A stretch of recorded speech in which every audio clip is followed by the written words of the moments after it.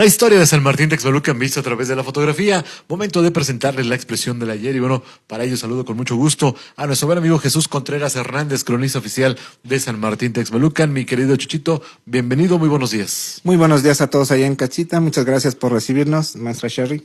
Muy buenos días. Buenos días. Y bueno, ya lo escucharon, también saludamos en esta sección a mi esposa Sherry Cepeda. Sherry, gracias por estar con nosotros también aquí en la expresión del ayer.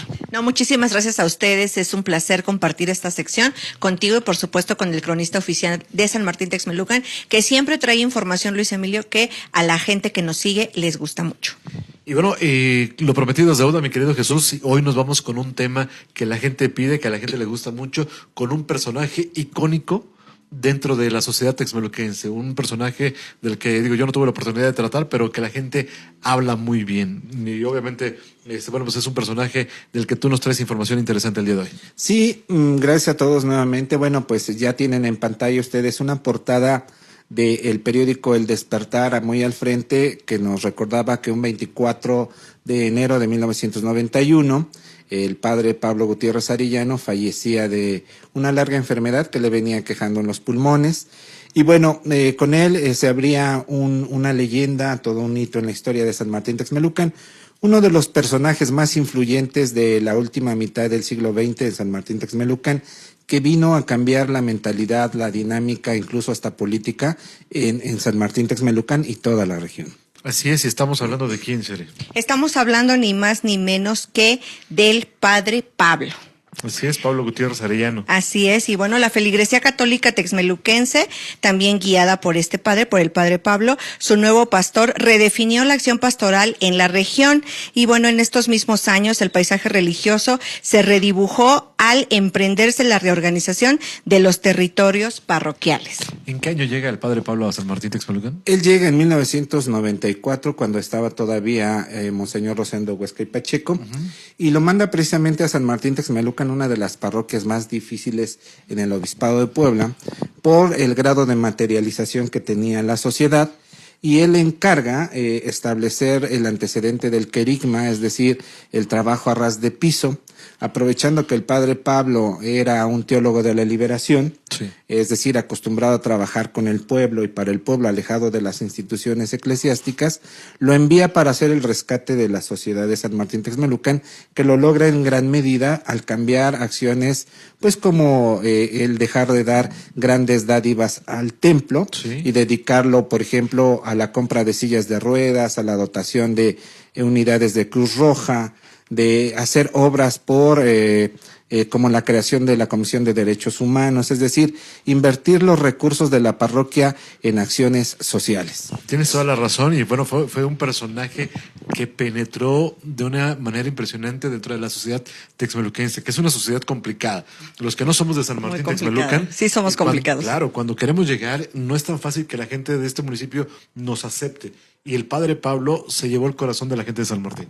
Así es, Luis Emilio, sí somos una sociedad muy complicada, pero yo creo que la ventaja de él fue precisamente compenetrarse con el pueblo. Las acciones que él desarrolló en salud, en deporte, en educación, fue todo esto lo que ganó el cariño de la gente. El respeto al cariño. Algo también muy importante es que en la actualidad hay 2 o 3 generaciones de hoy adultos, gente casada o gente ya más madura, que son generaciones de su creación, es decir, en los años 80, 90, trabajó mucho lo que fueron, por ejemplo, la creación de Juventud 2000. ¿Es correcto? Que hoy gente que tendrá entre 35, 45 años de edad, en esos tiempos eran jóvenes de 16, 18 años, que estaban todos desbalagados y que los reorientó a retomar las cosas, a retomar el rumbo, y que hoy forman parte de familias más o menos establecidas en comparación con las que no tuvieron esta vocación de con las de ahora.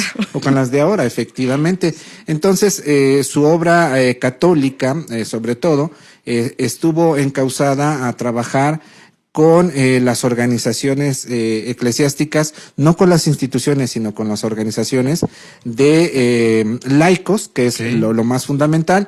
Y bueno, el padre Pablo tuvo tanta influencia que determinó en mucho el devenir político de los años 90, ya que cada candidato, fuera de la fracción política que fuera, del instituto político que fuera, acudían con él pues para tener bendición. cierta aprobación De la y gente, sobre del todo orientación de qué hacer en aquellos tiempos cuando los líderes morales, por ejemplo, todavía funcionaban el maestro, el sacerdote, Sí. el presidente municipal, el comisariado, tenían un poder moral sobre la sociedad y sabían conducir a sus comunidades. Yo creo que es el último de los párrocos que hace este trabajo fehacientemente y que todavía en esos últimos tiempos hay una conexión entre autoridades. Tienes toda la razón. Y aparte, bueno, personajes que convivieron muy de cerca con él, que hoy son parte de la sociedad texmeluquense. Alguien, por ejemplo, quien le guarda mucho respeto, nuestra amiga Laura Roldán, que, bueno, tuvo la oportunidad. En ese momento creo que Laura era diputada, me parece, ¿no? Efectivamente, Laura Roldán, para ese momento, del 93 al 96, ella es diputada local, la primera diputada de izquierda, y establece un trabajo con el padre Pablo de impulso a la Comisión de Derechos Humanos, Cierto. pero también durante su etapa se reciben infinidad de grupos sociales, organizaciones civiles que van marchando rumbo a la Ciudad de México y que les da cabida en el atrio, que les da alimentación, protección y que les permite a esas caravanas ir a su destino final para reclamar sus derechos.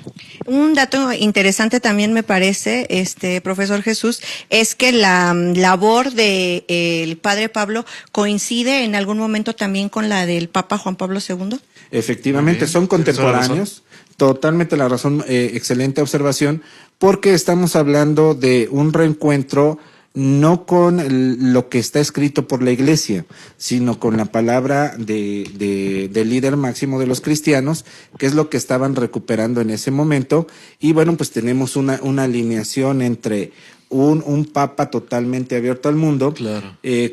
contradiciéndose un poco con el obispo Rosendo Huesca, que era muy conservador, Sí. pero que tenía en una de las parroquias más importantes de su obispado al padre Pablo Gutiérrez Arillano. Y una generación de religiosos que predicaban con el ejemplo, ¿no? Tan solo nunca se ha vuelto a echar a andar una comisión de derechos humanos, sigue vigente la que él creó.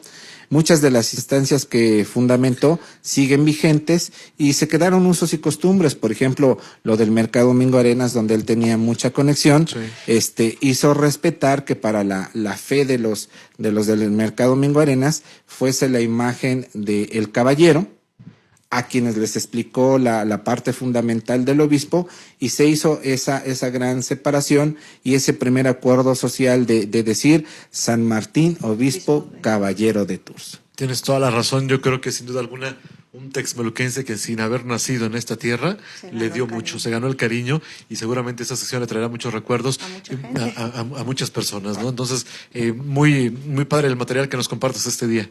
Y también, bueno, de pasada, como lo habíamos dicho, presentamos por lo menos la portada del Despertar, que el día 23 pasado cumplió también 30 años de haber salido a la luz pública el periódico del doctor Gabriel Macías Alonso. Felicidades, por supuesto, a nuestro buen amigo el doctor Gabriel Macías Alonso, ya 30 años, ¿verdad? 30 años, salió un 30 23 años. de enero de 1990.